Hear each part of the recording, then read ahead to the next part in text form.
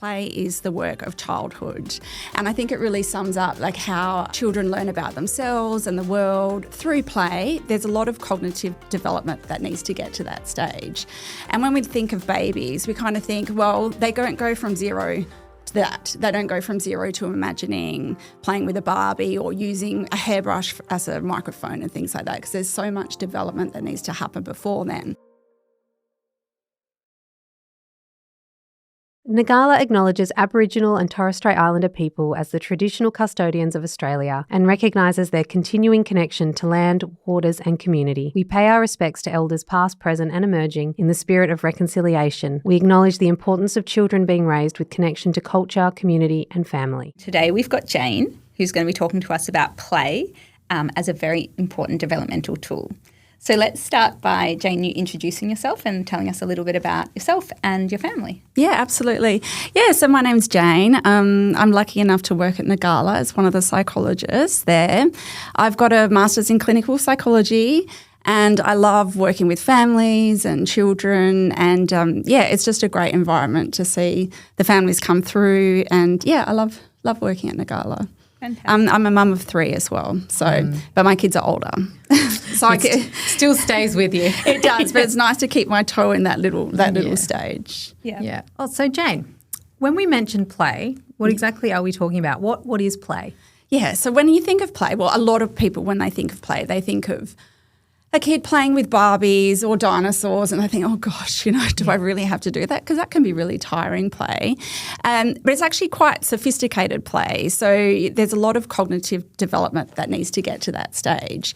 And when we think of babies, we kind of think, well, they don't go from zero to that. They don't go from zero to imagining playing with a Barbie or using a hairbrush as a microphone and things like that, because there's so much development that needs to happen before then.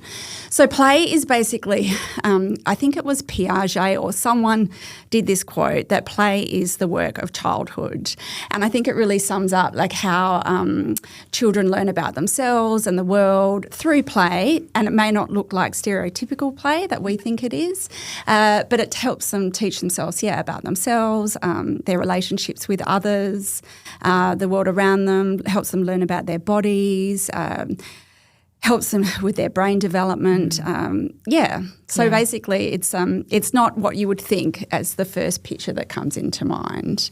Yeah. I like that idea that there's sort of stages of play and that picture of that child playing, that's not necessarily what it looks like, with a younger child or a baby or a toddler. It can play we'll get to that point. Yes, but it exactly. Because people will think, God, how babies play? And they do. It just looks different to what we might imagine. And so you mentioned play impacting development in the first year. How does it do that? Okay, so there's 2 main trains of thought with how play helps development. And as with everything, both can be true at once. So while they can be quite opposing, I guess, the theories used together, they are the perfect vehicle for child development. So perhaps I'll give a little bit of a brief intro into the theories. So the first one is Vygotsky. So he's a big proponent of the social aspect of play and basically puts the parents or the caregivers at the helm of their child. So parents will scaffold their children's play. And what that means is if a baby is, for example, trying to roll over but can't quite get it, the mum might or the dad might just tuck the arm underneath and then the baby can roll. And then the next time the baby goes, oh, hang on a minute, that's how I do it. So the parents scaffold that next stage of that child's development. Vygotsky is also the social aspect of the communicating with parents. It helps with language development and communication. When later on, when they start pointing, the parents will go, oh, that you see this. So it's that back and forth interaction. And maybe we'll talk about this later, but it's kind of that serve and return, which parents may or may not know about, but we'll go into that later. But scaffolded by the parents, the babies explore their world. They know that the parents have got their back. And then I also want to be cautious, though, because I assume most of the parents listening to this podcast are diligent, conscientious parents, and I don't want them to feel like they have to constantly be on and teaching and scaffolding and extending their children's learning. So this is where we can be comforted in another theory from Piaget, he's a proponent that children or babies are little scientists. So they learn independently. So if you've got a baby that, for example, you're not tucking the arm under to roll, they'll get there eventually.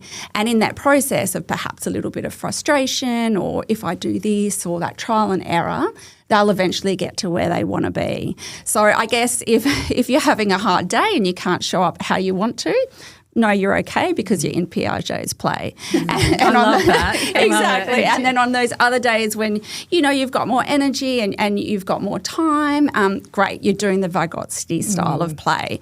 And both, as I said, both are good. Both can be true at the same time. They can both, be really good for your children's development, because that independent play is also great for the kid to know, or the baby to go, hey, I can do this. And later on, they get that sense of agency and I worked this out by myself. And, that's a really vital part of development as well. I love both of those being so different, because it gives parents that space to have a day where they're like, right, today we're doing Piaget. Exactly. And you're doing everything. So absolutely. It takes that pressure off. It does, because there can be so much pressure for parents. And I've come across parents that feel like they have to be this performing circus monkey, and what Miss Rachel. Exactly. And what do we do next? And exactly. Like the Miss Rachel, she's wonderful and her. we all love her, but we can't always sportscast everything that our kids do. We can't always narrate things. Sometimes we're just having a really bad day and it doesn't work like that. We can't show up. But also we can do this intentionally. Independent play is a fantastic skill. It's not abandoning your baby. You're giving your baby the space. Obviously, when I say independent, I'm not talking about you walk out of the room and just ignore them. You're there. You might be doing the dishes. You might be doing whatever you need to do, working from home or things like that. But it's a great space for the baby or the child to be able to, just explore and be that scientist. Okay, what happens if I bang that? Oh, if I bang that really loud, mum runs in. Or if I stick my foot in my mouth, that scratches my gums and my teeth feel good, and they can learn that. And that's all part of self-soothing and, Yeah, I think that's great. Yeah. I also think as well that we need to normalise that play does come a bit more naturally to some parents. Yeah, some absolutely. parents absolutely love playing with their baby. Yes. And for others it feels like a real chore and something they have to do as part of their day. Or perhaps they don't really know how to do it themselves. Yeah. Yeah, exactly. And that's actually a really good point. Like you say, play can become a part of the everyday.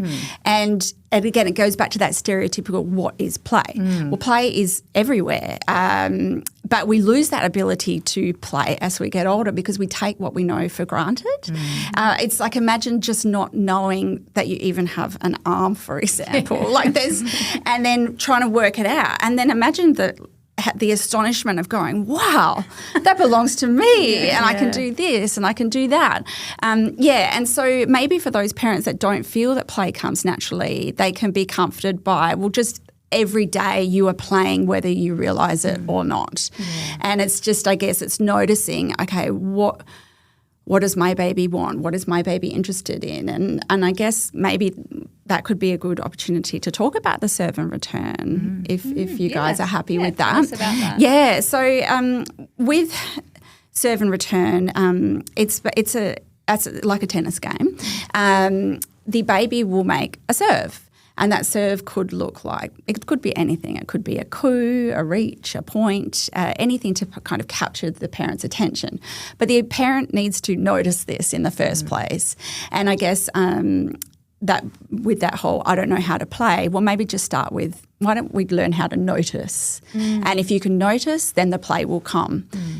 So your baby may do something. I love it around the 4-month mark and they start cooing because that's just so beautiful to do this serve and return. And then the parent can return that back to the baby. And the baby feels heard and like, oh, I'm communicating. This is wonderful. And then wait and see what the baby comes back next. They may continue this or they may get bored and change their mind. And it's that observing and noticing, okay, what does my baby want to do next? So if they turn their head and they're like, I've had enough of that, then see, well, what do they want to do next? Then they might reach for a block. So that serve and return interactions really build the baby's brain architecture. They know that they have someone they feel that wants to hang out with them. I mean, even as adults, don't you love just knowing that someone wants to be in your company? So they learn that, and they learn that they can trust their person, their caregiver. And then through each interaction, these neural networks are built. And each neural network will then expand and expand. And it just happens. There's so many over the course, especially those early, like 0 to 5 years. It's incredible. So, so I guess parents with the serve and return, we can just think, observe, what is my baby serving to me? What happens when I serve them back? Does this keep going? Have they had enough? Do they want to change the play? And just keeping an eye out. What I love about that is that idea that babies are hardwired to socially connect and to explore the environment. Absolutely. And that being sort of the foundation of this early playful interaction that they're having with their main caregiver. Exactly. It is, you've nailed that. Yeah, they're hardwired to connect, and we're lucky enough to be in the position to connect with them. Yeah. Even in those early days, those early months, that eye contact from your baby. Oh. It's just them trying to get you into their, Isn't look at me. Exactly. And isn't it also wonderful, and I almost think it's like a form of mindfulness for the parent to be able to just observe and be in the baby's moment. Like, we're so busy all the time, and I'm sure a lot of parents will think, oh my God, I don't have time for mindfulness. There's just no way. But just that observing and noticing and being and having that and wondering what's going on for my baby right now. Exactly. That's mindfulness, and it's a gift for us that we get to go back there again.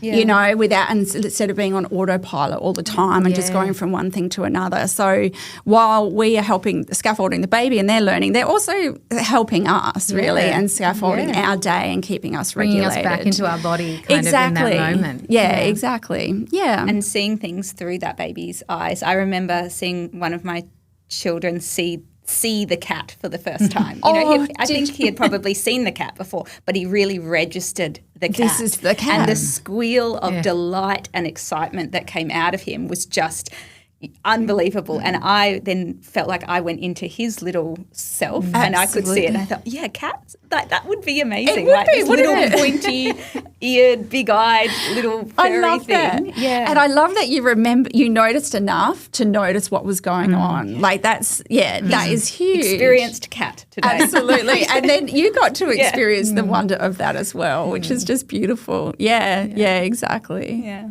That's amazing. Yeah. So then what about, how does play impact sort of language development then? Yeah, so I guess if we go back to that cooing example, with the serve and return of the parent, they'll learn different sounds that can develop the language. Another way it can happen is through like narrating. So if a baby, or maybe an older, not a baby, but like after, maybe 8 months, babies can start pointing. So then that can help language development through the parents saying, they point, this is a leaf, or this is a bird. Oh, you're pointing at the bird. Do you like the birdie? So we're labelling. Things like that. And, and also sports casting. I used to say, be like David Attenborough, but he's a bit boring. So maybe we bring on Miss Rachel type narration. Like, oh wow, look at you. You've got the block. Wow, what are we going to do with the block? And narrating things that are going on. So we can label, we can narrate. Repetition as well. Hearing Absolutely. It over and over. Yeah. Yes. And the repetition is the key. If they're playing and they're repeating, they're learning. Yes. That's all the ingredients is, because that's when the neural networks are building and the foundations are getting laid down.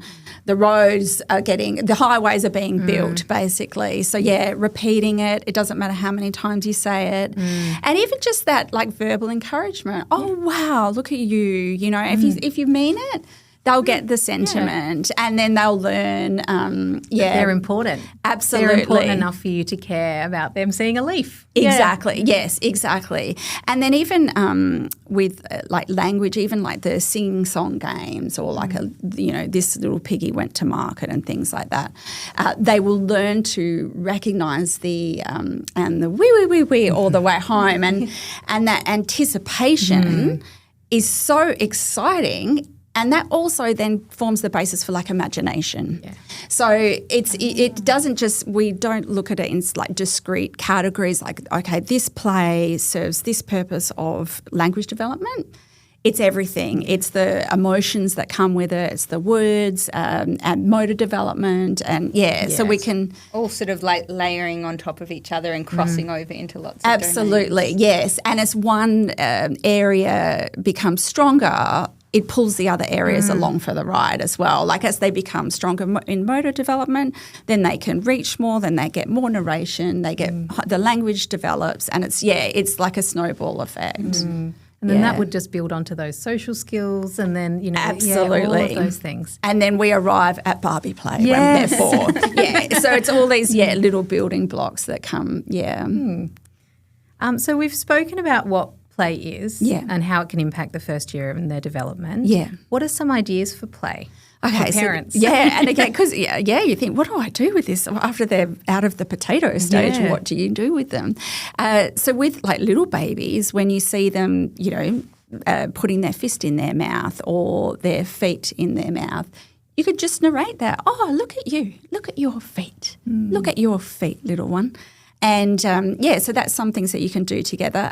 Sensory motor play is like a big aspect of those very early months. I actually run one of the play groups, and what we do is even things like lotion time, we do something called slippery slip, so that the babies, like we put the lotion on them and then we go slip.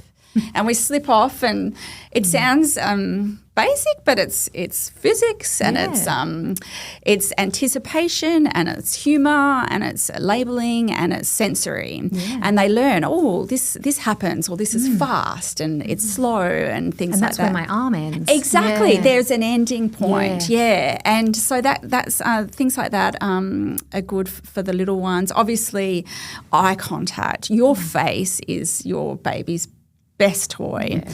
And again, imagine exploring a face for the first, like the cat, you know, you're exploring it and pulling faces. Exactly, learning your it. tongue out. Yeah. Yes. Raspberries. Yeah. Absolutely. Raspberries are a good one. Yeah. And exploring the faces is so good to be able to read people's emotional cues later on in life, because we can have these micro expressions that, again, have to be learnt over a lifetime. So if they learn these little micro expressions, they're better able to relate to others and show empathy for other people because they can literally see it on their face. So basically when they're in those first months, a lot of it's you, helping them explore them and You're them the best exploring toy. you. Absolutely, you would be the best toy. And then as they get older, so maybe, I'm just thinking maybe around 4 to 6 months, that's when they kind of start reaching a little bit more. You know, you can give them books at that age too. They won't read them. They might like put them in their mouth or smash them, exactly. Bang, bang. But it's a great introduction to later on, and you can make up stories. You don't have to read whatever the book has said, but that's another way where they can learn to communicate that, this thing that I bang and put in my mouth is actually something that gets mum to chat to me or so they can play puzzles. They won't get the pieces in the right spaces, but that's fine.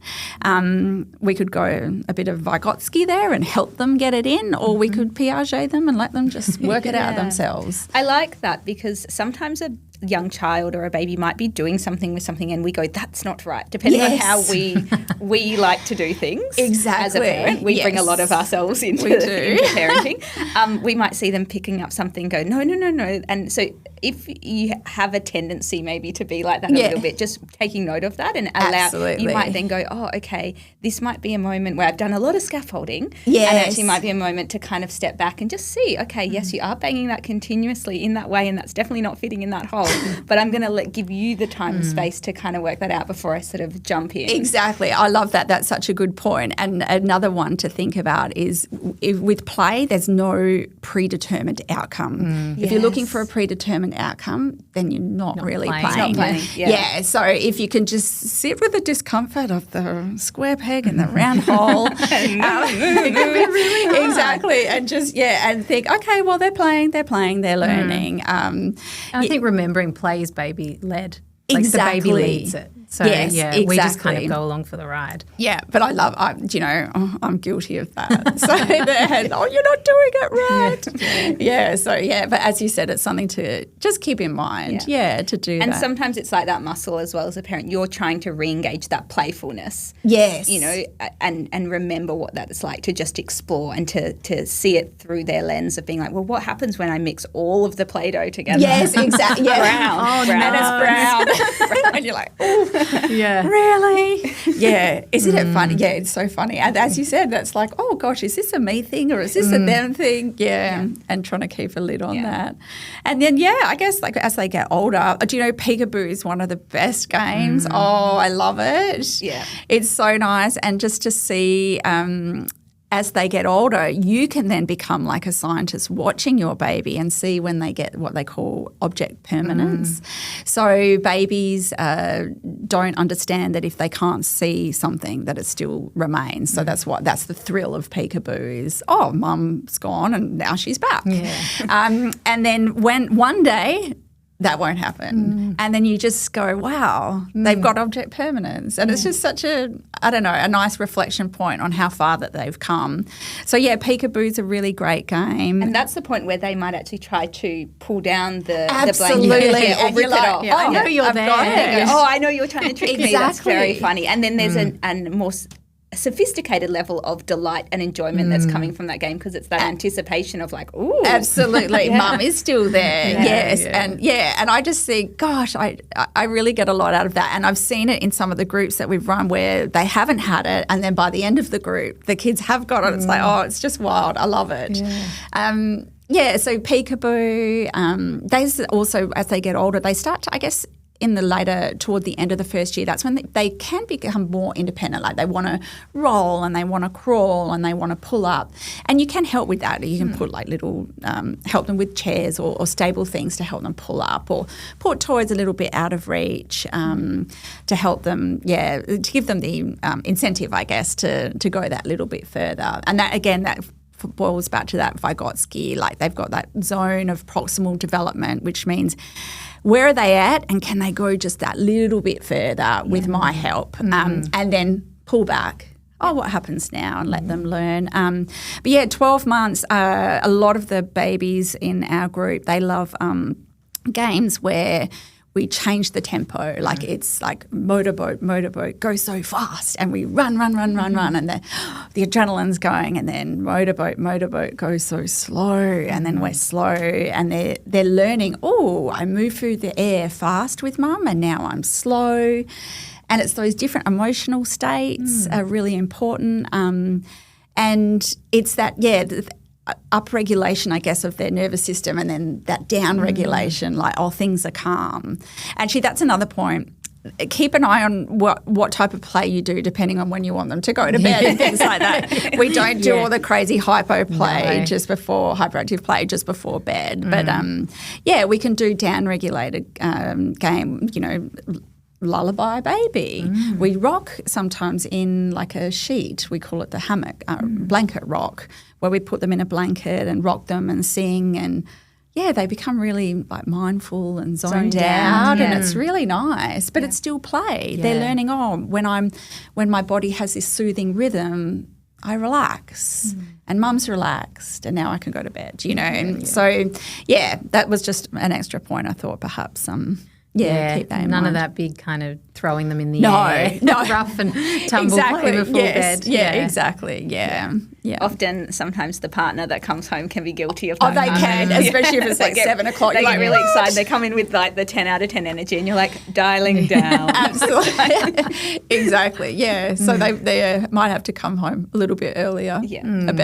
Before bedtime. Yeah. Or do bath time. Or do bath time. Yeah. Exactly, yeah, water play. Yeah. Oh, gosh, that's They so love good. it. That's what they always say. If a baby's upset, take them outside or put them in water. Absolutely. That little bit kind of just changes everything for them. It's such a great environment for them to be in. And so it's one that they know better than us probably because they've just come out of that environment. Yeah. So one that they probably feel, I don't know, could feel a little bit of mastery in and maybe a bit more confidence to explore or splash and things like that. Yeah, so bath time, that's a good point. Yeah. And there's lots of toys and things in the bath, but even just, bubble bath, or sometimes you can put a drop of food colouring in the bath. Exactly, Things yes. that can make that experience have so much yeah, fun. but water itself, filling up the bath Dripping in the water. water, Yeah. like just with your hand, dripping it on their body. Yes. And they feel it. Just a and- simple cup, pouring, Yeah. scooping, pouring, scooping, Yeah, pouring. exactly. Yeah, no, that's really good. Yeah, bath time is a perfect opportunity, and especially as you said for the parent that might work. Yeah. It's really a good enjoyable space. thing. Yeah, Yeah. it is. Yeah, yeah. What about nature?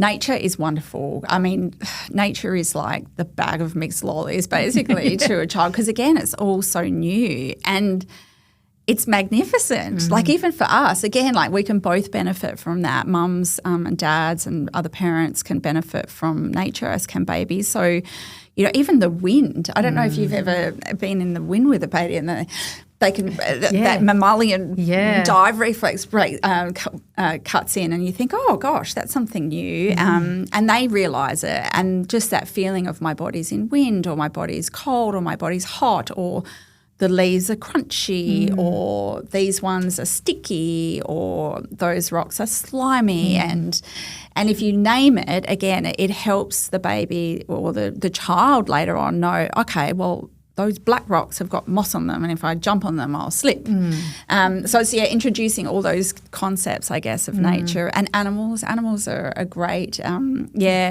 introduction to like interacting with another species and gentleness and. Yeah, nature I think is the best medicine for everyone, and so many avenues for play there, and sand and Even just picking putting grass. your baby on the grass. Yes. So different, such a different sensory experience for being on the mat inside. Exactly, And it's a very multi-sensory experience. So you've got temperature, Yes. you've got Wind. different wind, you've got feelings, you've got smells. Yeah. And there will be those babies, those sand eaters. Yeah. those Oh, dirt they will. eaters. And the grass eaters. The grass eaters. and the grass and You'll the be scooping that mouth. They you'll be like, will. Yeah, you're so right. And the sounds, everything. It's like a total sensory experience. with for even out everyone. the addition of any other toys or anything like Absolutely, that. We've yeah. just got nature. Yeah. A bit like when we talk about our face, it's quite simple. It but is, it's yeah. out there. Yeah, it is, yeah. It's definitely a highly recommend. Yeah. Often a lot of children also find being outside regulating too. Oh, and calming. absolutely. As do we. And that's one thing, if parents, because it can get hectic. Parenting is so hard. And if you're just in that pressure cooker of home and you're looking around and the dishes aren't done and the washing's, piling up. walls are kind the of walls are caving coming in. in. Exactly. And to think, to say to, hey, I need to play. I need to go out in nature. And by default, your baby's going to play, be out in nature, and you're both going to benefit. Yeah, absolutely. Sometimes you just need to, as you said, get out of that pressure cooker and ground yourself and go barefoot or, be there and just realise, the world is so much bigger than what we see. And when we're stressed, as you said, the walls can feel like they're closing in and that no one's in the mood for play when that's happening. So, that would be a perfect reason to just walk out the front door and look at something new. Yeah. Yeah. And it can be hard in Australia, particularly when it's really, really hot. Absolutely, And in, yes. Northern Hemisphere, they have the opposite. They have really cold. Of So course. it's about it doesn't have to be the whole day. It's just like, A it might be snippet. earlier in the morning or even Yes. later afternoon, a little bit of nature, a little Absolutely. bit of playfulness within that nature. Yeah, absolutely. Can go a long way. Yeah, exactly. Even just looking at the clouds. I mean, the clouds are spectacular. Again, God, and you can tell stories about the clouds. Oh, can you see the doggy? And look, your baby may or may not know what you're talking about, but it builds that connection and the communication, and it builds their curiosity. Oh, if I look up, I see something so different to if I look down, and and they just love the sound of your voice. Absolutely, it's like reading a book. They don't care what book you're reading. They could read any book, the newspaper. You just read it in a really lovely way, and they love it. And they'll love it. Yeah, they'll absolutely revel in that. Yeah, I guess we've talked a little bit, but do babies need toys? Do they need specific toys? Are there things that are a must-have? Oh, I'm sure Mattel will tell you that there is, and that we have to have certain things. And look, there is. Babies do enjoy toys.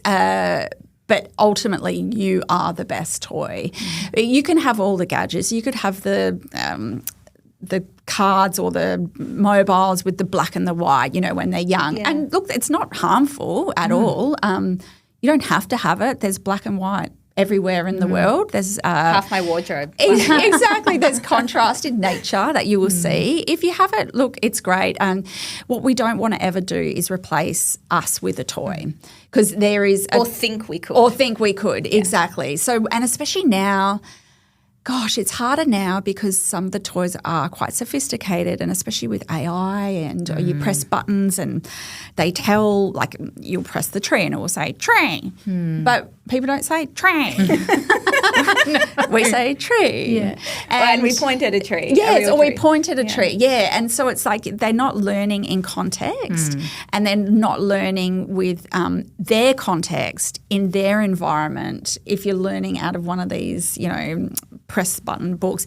And I'm not saying that they're harmful, of course. Like if you give that to your baby and they, it'll entertain them. And there'll be some learning about cause and effect. Absolutely. There'll be something in that comes fact, from that's probably the better learning that they'll get from that. If I press a button, the book says tree in a funny way, rather than learning, that's what a tree is. Yeah, exactly. Yeah, you're absolutely right there. And so, but they won't actually be that interested in the toys for very long. Like, have you noticed that? Yeah, we get this a lot. Like my babies can't be independent. Like my baby's got something wrong with their attention or something. They only look at a toy for a second and then they look away. Or they're bored. They get bored. They're bored. That's actually quite developmentally sort of normal, because they are hardwired to explore the environment and to connect with people. So, if they've explored that, had that cause and effect moment, they're like, okay, what's next? What's next? Exactly. What's next? So you could spend hundreds and hundreds of dollars on all these amazing new fandangled toys, but they will probably get bored. It's not in context. And it's funny you say that about the attention. I actually read somewhere that they can only attend for maybe a minute per year. Yeah. But people will say, I left my child for 10 minutes and he's bored. I'm like, 10 minutes is amazing. Yeah. Do you know? So keep those expectations low, parents. It's like, if you can get a minute of play, that's actually a lot for an under one. So, it's no wonder that they get bored. And these toys are stagnant. They don't change. They don't develop. They don't mold to where the baby's at, whereas we do. Yeah. So, I guess, not harmful, but don't feel that you need to do it. Yeah. I also feel like babies sometimes will look at what the parent is doing. So say if you're in the kitchen and playing, then that's when the baby's kind of, well, maybe more like an older baby, early toddler. They're looking at what you're doing and they want to be part of that. So exactly. You can set, if you've got one of those, what do they call it? The standing frames. Up near the kitchen bench. And again, we're talking about an older baby, probably going into the second year now. Yeah. But, that's a great opportunity where you can give them a bit of soft banana or something like that. It's fantastic. And, they can mush it up. They can think that they're stirring or doing something. Give them their own drawer. Give them their own drawer. If they're when they're littler, they crawl over and then they're like, I'm unpacking this drawer, but you've set it up with Tupperware or pots and pans that you're happy for them to unpack. And it's so nice. And again, they feel useful. Yeah. Like everyone wants a sense of purpose, even little ones. Yeah, and they want to be involved in what you're interested in. Exactly. Which is why they're very interested in mobile phones. Oh, I know. Yes. And you know, that is... I don't want to bring the episode down, but that is something that is probably the elephant in the room. And look, again, I do not want to shame parents at all, but I implore all parents to watch, if they can Google the still face experiment, which was filmed probably long before mobile phones came on, but it's basically a mum who looks at her baby and is serving and returning, doing the cooing, the baby's pointing, she's naming, and it's beautiful. And then the experimenter asks her to put a still face on. And for those of you trying to imagine what's a still face, it's basically our face when we look at a phone. No response. The babies can't see what we're looking at. So we have this blank face, and watching the baby try and make these bids for connection with their mum, and the mum has this blank face. It's actually really tragic to watch. Yeah, it makes you want to cry, and it's very powerful. And again, I'm not saying this to shame parents. I go on everyone needs to go on their phone, and look, phones are just such a big part of our life. But if you are with your baby, try and be with your baby, and try not to be on your phone, because it is not good for their development. And yeah, I think I really, really recommend people just Google that. And I think I don't need to convince anyone if they watch that. It's just one of those things where you see just how damaging it can be. Into context. Yeah, it really does. And again, no shame. Look, gosh, we all go on our phones. And I think the way I sometimes talk about it with parents is that we sort of want our baby to see the phone as a tool, not a toy itself. Absolutely. Exactly. So if we live in a world 2026 where we need our phone. We're going to be using maps. We're going to be looking up something. We can narrate that as well. Mummy's going to call grandma. Exactly. So we're teaching our baby that we're using our phone as a tool. And then when they're asleep and it's phone time for mummy, unwinding. Then you might be, that might, but we're just trying to sort of shape a little bit. And I think everyone in 2026 is trying to get off their phone a little bit. So call it stolen mindful. Us. Yeah, exactly. And I love how you say after bed. Yeah. Just do your doom scrolling. Yeah, that's right. Doom scroll, Insta. Yeah, once they're asleep, that's exactly. fine. That's fine. And I love that you said that about the tool. Tool versus toy. That's a really good point. I haven't framed it like that with other people, but I will. So thank you. That's really we all learned something today. Exactly. No, that's really good. Yeah. Jane, it's been a pleasure talking to you. Thank you so much for coming on Parenting with Ngala, and we might talk to you again in the future. Absolutely. I've loved it. Thanks so much. Jane. Thanks for listening to Parenting with Ngala. The topics covered in our podcast are general in nature, and the information might not suit everyone. If you're in Western Australia and would like to chat about a specific challenge, you can talk directly to the Ngala parenting line by calling 9368 9368. For all other links and resources, check out the Ngala website and the show notes below. Thank you again, and see you next time.